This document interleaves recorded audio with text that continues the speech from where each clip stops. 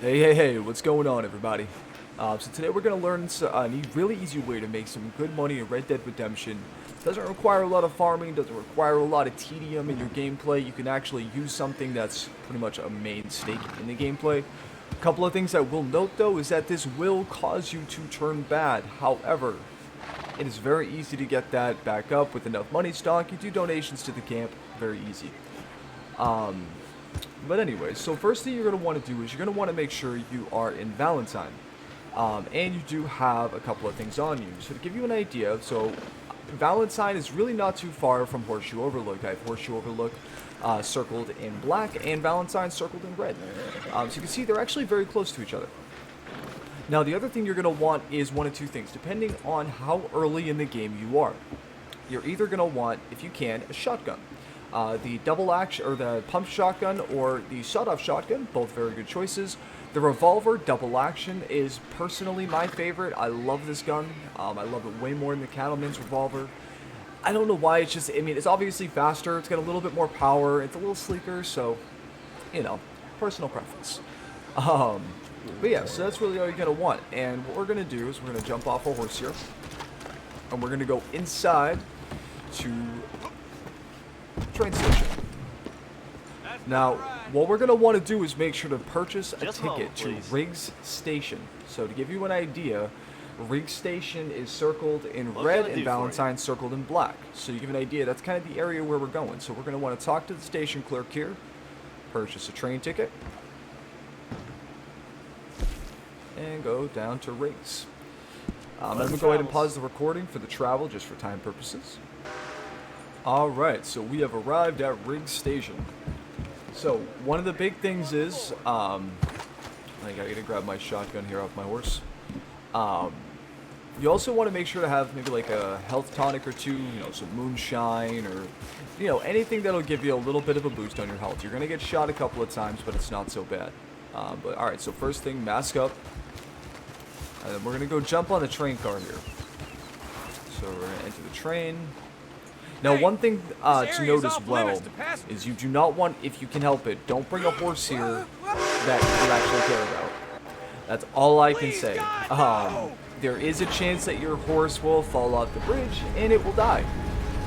Well, it'll go into critical condition. So if you have horse survivor, it's not that big of a deal, but the dumbass animal just loves to fall down the bridge and sometimes doesn't work out in his favor. So just keep that in mind whenever you do this.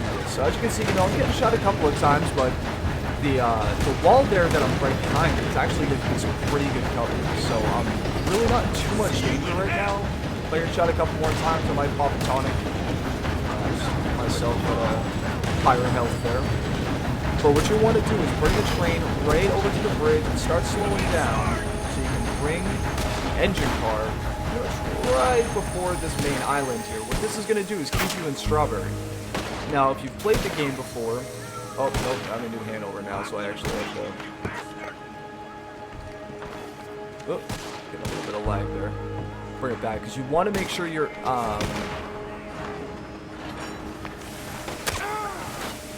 the Heartlands. Make your face. You're dead. Back up a little bit. There we go, right about there should be fine.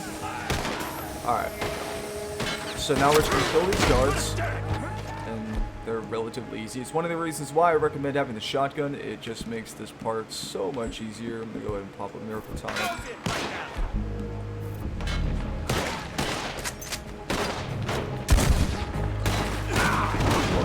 Alright. Let's go take these guys out.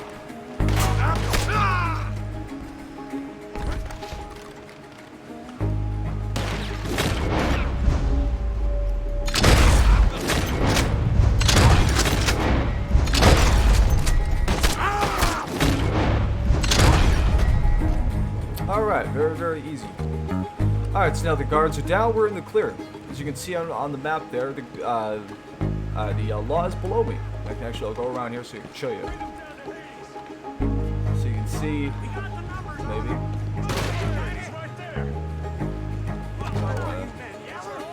Well, they're all under the bridge right now, but they're under the bridge. They won't come up here.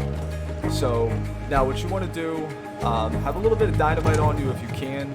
I know this stuff can get pretty expensive, so you might have to do this a couple of times before you get yourself some. You're just going to blow that safe. Now there are 3 safes total on the there's 2 in the front and 1 in the back.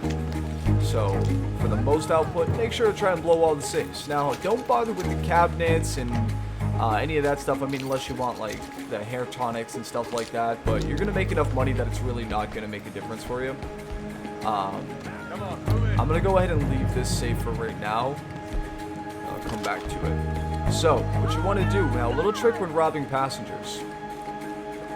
Let my game catch up a little bit. There we go. Alright, so we're going to rob. Of course, And take then- anything. Just don't hurt me. So if you hit U on your keyboard, it'll do that little kind of like 1 up, 1 down thing. So you can, because there's a timer for how often you can actually do the rob button through the interaction. So by doing that, you can rob them a lot faster. So see, that train car's done. I'm going to go ahead and pause the video and get the rest of this done, and then I'm going to come back once I have passengers robbed out. Alright, so I've robbed all the passengers, and I also hit that last safe, so we have hit all the safes, robbed all the passengers. I don't usually bother with looting the guys. Sometimes they got good stuff on them, but it just takes so long to loot. Now as you can see, my horse is down below me, so I want to start calling my horse early. So we're just gonna call him, he'll eventually start coming over. Luckily, if you don't have a high horse level, this part can get a little rough, because we'll get out of range very easily, but it's all good. Now again, you want to make sure, as you can see, like I did pull the train a little too far forward when the loss came in, but as long as you're just before that island, you will not have this issue. You will be having your wanted level for the area for Strawberry, which is New Hanover. So that way, because if you play the game, you know that you're going to get a wanted level in that area pretty early on. If you have not played, I'm not going to say why, what, how, you know, I'm not going to say any of that. Because at the end of the day, you'll find out. Alright, so now we are down and out. So now we've got a map route here that literally allows us to be able to go down the side, follow this coastal edge here. Don't mind my white Arabian just, you know, chilling out in the corner there for whatever reason. I keep putting him back at the stable, and he keeps coming every time I call. But then the cross point that we want to look for is this little hillside here with the trees kind of giving us a nice, good little opening here. So we're going to go up through here. I'm going to play that map route for you again. So you go up through here, and then again over through here. Now just to show you real quick, we're just following that crossing through here. Alright, so now we're on the other side of Caliban. And then we cross through on this section. This is just to kind of save time more than anything. No sense in me going all the way around the road.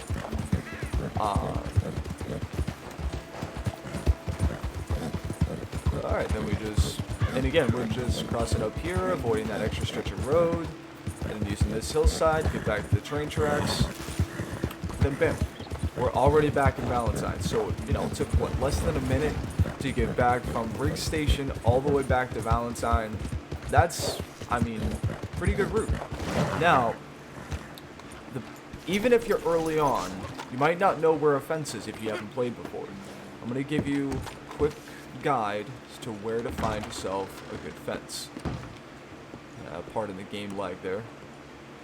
Alright, so we're going to go to the clerk. Oh, make sure to remove your mask. Don't be like me. Splendid. Now I see who I'm talking. Alright, so we're going to go train tickets. Alright, now this is very important. You want to make sure to go to Saint Denis, or Saint Denis, as it's phonetically going to sound. Traveling mercies to you. It's Frenchy, so it's Saint Denis. You know, they've got to sound fancy and frou-frou. I'm going to go ahead and pause the recording real quick just for travel. Alright, so we are back and we are at Saint Denis. Alright, so unfortunately the horse gets a little stupid at this train station and decides to spawn on this side rather than the side where you're actually going to be. So, we'll go ahead and hop on our horse. And again, part of the game lag here. I got to adjust my I gotta adjust my settings Look, on you here, got some but problem with me? it's fortunate that it's just a couple of seconds, so it's not too bad. Alright. So this train is probably the most annoying part here. One moment. Boy. Alright, so this is where you're gonna want to be. So I'm gonna bring up my map real quick. Now this is the fence over here. It looks like the icon for the general store, but it's got a little X on it. So we're gonna set our waypoint down there, and we're gonna sell all our goodies and see what the total tally is for our take here. Because when I started here, my inventory was empty, and my cash I only had about maybe $4 after purchasing the ticket. So pretty much everything that I'm gonna be getting off of this minus $4 is going to be from this specific haul. That way you guys can kind of see exactly how much you'll be able to get each round. As I know, robbing 3 train cars worth of people, as well as, you know, blowing the safes and things like that, it does take time. You know, I would say that these take about maybe 15 or 20 minutes without the time lapses, just because of the fact that you do have to count in train travel time and all that other crap that they make you go through. So it does take some time. But as you can see, I already have 309 just based off of, well, we'll say 305. We'll say 305 based off of just cash that I've been able to acquire, and we'll go ahead and sell to the fence here. Should be able to get a little bit of a pretty penny for some of this stuff. You can see, whoops, I'm selling cards now. Not mean to do that. Luckily, it's only $1, so not that big of a deal. All right. So we did all that. We walked away with almost $400. You know, and that's, you can again do this as many times as you want. Now, granted, you are going to eventually reach the cap for the bounty in that area, which is fine, because, you know, once you have enough money and you really want to clear it off, go clear it off. It's going to mean you can make a lot of money without having to basically get bounties all over the map, chasing witnesses, and, you know, just doing things you really don't want to do. But this is my highest recommended, my highest recommended choice for making money in this game, as a way for that's just not tedious like hunting and gathering, and it also doesn't take, you know, hours and hours and hours of gameplay waiting for certain missions to come along. But I hope you guys really enjoyed this video. We're going to be having more coming out soon, so stay tuned, and happy gaming.